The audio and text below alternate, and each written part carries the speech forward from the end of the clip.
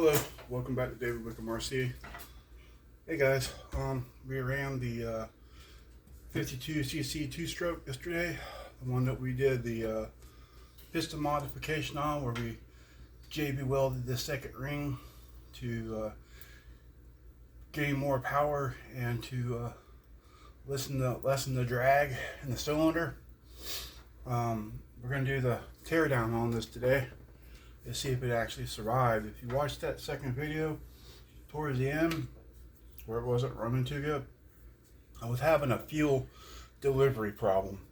The lines on the fuel tank were too long. I shortened them up, I hooked them back on, propped it up a little higher, and we ran it for another 5-10 minutes on pretty high RPM, so that way it's got a little bit more wear on it. Hope you all are having a pretty good Monday. Went to the doctor today and we got some new things going on. So we're going to go ahead and yank this thing down real quick. See how our piston ring did. Our modified piston ring. Y'all ever get time to subscribe to the channel? Try to give y'all pretty good content. And overall, I'm a pretty good guy. Alright. That off there. I'm gonna take the muffler off.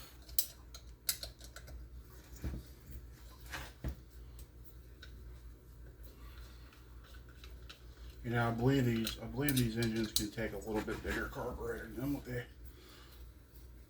what they have. I think there's a lot of restriction in this engine on the carburetor side. I really do. Alright. Get this off. Get this off of here. God. Yeah, do you ever get to the point where your engine's backfiring a lot? It may be due to the timing on your engine. If your crankshaft starts wearing out the flywheel, starts getting a little movement back and forth where the key is, it will actually make your engine pop and snap, kind of like backfire. And that's a good sign that your flywheel is getting loose on you. Because these things actually fire like 36 degrees or 15 degrees before top dead center, and then the counterweight on the crankshaft with the flywheel makes it go around. I did run these on that twin that I built. It was 15 degrees after top dead center. It'd run, but it had no acceleration at all. Well, we decided just to put all this back together and do this stuff. I may visit that project later sometime. Get this off of here. Got busted the case. Oh, come off there. Please come off there. There it goes. Yeah, if this keyway right here ever starts to get wallowed out, you gotta get your new flywheel. Because as you can see, this one's kind of getting wallowed a little bit. I do have an upgraded replacement we can put on it. It doesn't have any fins on it at all. We get putting this motor back together. I may put that Flighten piston back in there and put the jug and the cylinder back on, and figure out a way how we can use on this head bolt, because this one here, you can see that it stripped it out, and we have to put a nut and a bolt in there.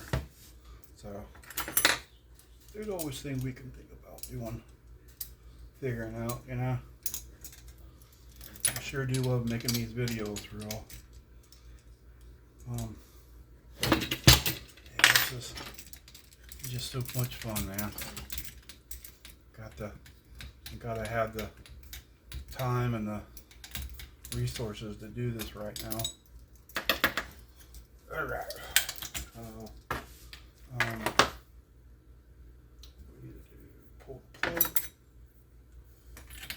plug. Yeah, well, usually when I go outside and try to think about all the tools we need to take, and plug's nice and dry. As you can see, it's not wet. It's actually a nice little toasty brown, toasty white, brownish color. Pretty good. I'll leave our old compression release in there. I'm going to take these other ones off of here. And then we're going to pull that cylinder and see how our piston's dead. I've been wanting to make this video all day long. I had this on my mind today when I was sitting in the doctor's office. So I'm like, you know what? Got to make that teardown video. And we're doing it. Put down in the comments if you would like to see an actual live video. I do have another computer, so I can get your live comments and stuff. I see a lot of people do live stuff. This is as live as it gets too, because I'm here. I'm doing it, so other than getting the video within 30-40 minutes of downloading time, I'm usually right here doing it. So yeah, send me a thing down in the comments if you would like to go and have me do a live video. Sure do like doing stuff like this. Yeah, get this old motor put back together, get it running back up on higher RPM, and we'll be good to go again. Yeah, get the sucker built back up. I do like doing testing and stuff like this for y'all, so y'all don't have to do it. Kind of like my modified flywheel video we did. Keep that right here.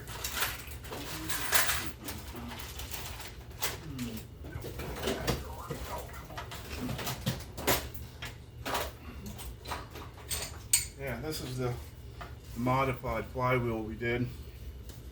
It is actually 80 grams lighter than the stock flywheel because it don't have any fins on it. And that's the one I ran with the header pipe. And on that video, like the sound of the two-stroke, I think I'll go back with this on here, because if you ever look at the motorized bicycles, they don't have any cooling on them. So with the red cylinder head, you're not getting any cooling anyhow. Alright, so pretty much all the bolts are out of it. Just crack this thing loose and see what happens. We can get this. Oh yeah, it's coming right out.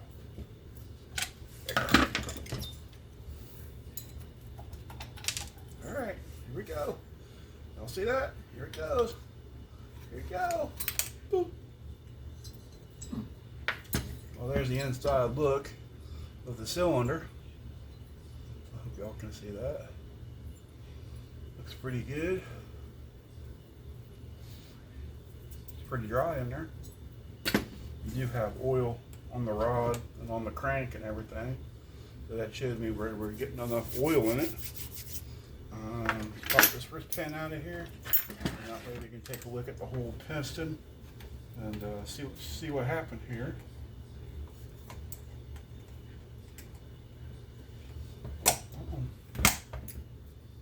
Save that clip.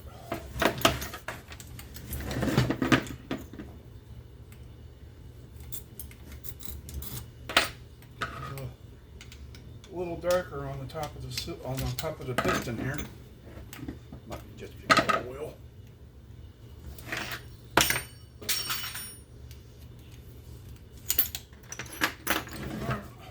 There's the little bearing. Get that out of there. Alright, let's check it out. So there's the top of this piston here. Smells like gasoline and oil basically. Let's look at that ring all the way around here, because this is the exhaust side over here, so that's the side that would actually be we would want to see. That ring, believe it or not, is still intact. That is really strange, and I've been kind of pondering that, if it would work. Wipe this thing off for y'all. I mean, it has pretty good compression and all. So check it out. There it is. Proof's in the pudding. Look at that. JB Weld. Second ring still intact all the way around. Is that crazy or what, guys? Totally crazy. So that being said, may just put this sucker back together with a new gasket on it, and hook it all back up. I mean, I do have this spacer that I made. I don't know if y'all remember that spacer I made, but check this out.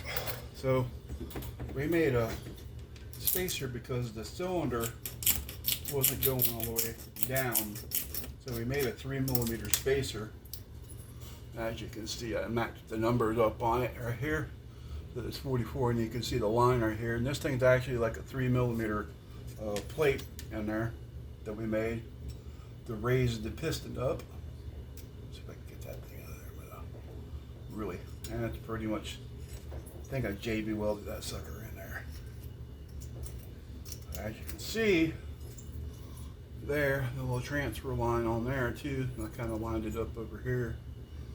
So, yeah, that old JB Weld piston thing worked. That was really cool. Wow, it's not busted or protruding out or anything. And I think the reason why this thing lived, because it's the second ring down there. It's got oil on it all the time, basically, and it's, you know, I think all the heat transfer just basically goes out the port, sucks in air, you know, it cools it really quick. Smooth on the piston. On the exhaust, it kind of, you know, did what it did on the exhaust. There's really no scarring on the piston or anything. Too bad. But yeah, as you can see, that JB Weld ring stuck in there, man. That is really cool.